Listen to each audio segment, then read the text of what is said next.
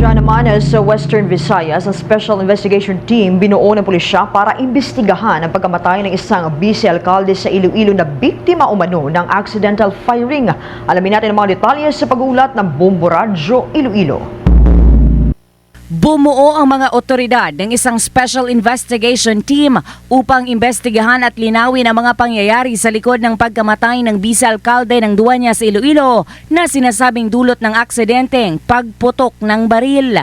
Sa panayam ng Bombo Radio sa Iloilo City Police Office Director na si Police Colonel Kim Legada, sinabi niyang siya mismo ang mangunguna sa naturang investigation team. Ayon kay Legada, bagamat sinasabing aksidenteng pagputok ng baril ang nangyari kay Vice Mayor Amy Paz Lamasan, masusi pa rin itong iimbestigahan ng mga otoridad.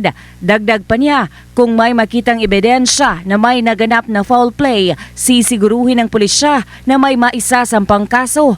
Nauna nang iniulat na naganap ang insidente sa isang residential village sa barangay Tabuk Suba, La Paz, Iloilo City noong Disyembre 30. Batay sa mga paunang report, naghahanda umano ng kanyang mga gamit ang vice-alkalde ng aksidente niyang nakalabit ang gatilyo ng kanyang baril dahilan upang siya itamaan sa kanang bahagi ng kanyang tiyan.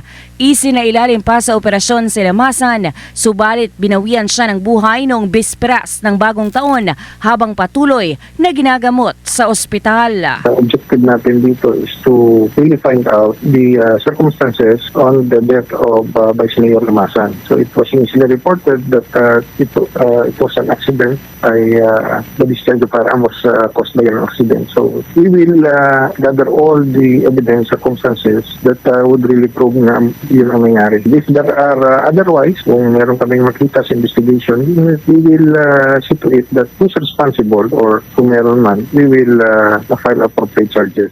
Si Police Colonel Kim Legada, Director ng Iloilo City Police Office. Para sa Bombo Network News, mula sa Bombo Radio Iloilo, ako si Bombo Gisa Padillos. This is Bombo Radio Philippines, the #1 and the most trusted source of news and information.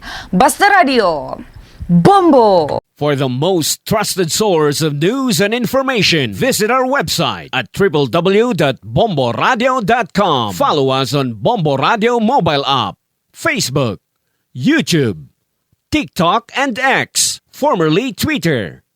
Like, share, and stay connected. Anytime, anywhere.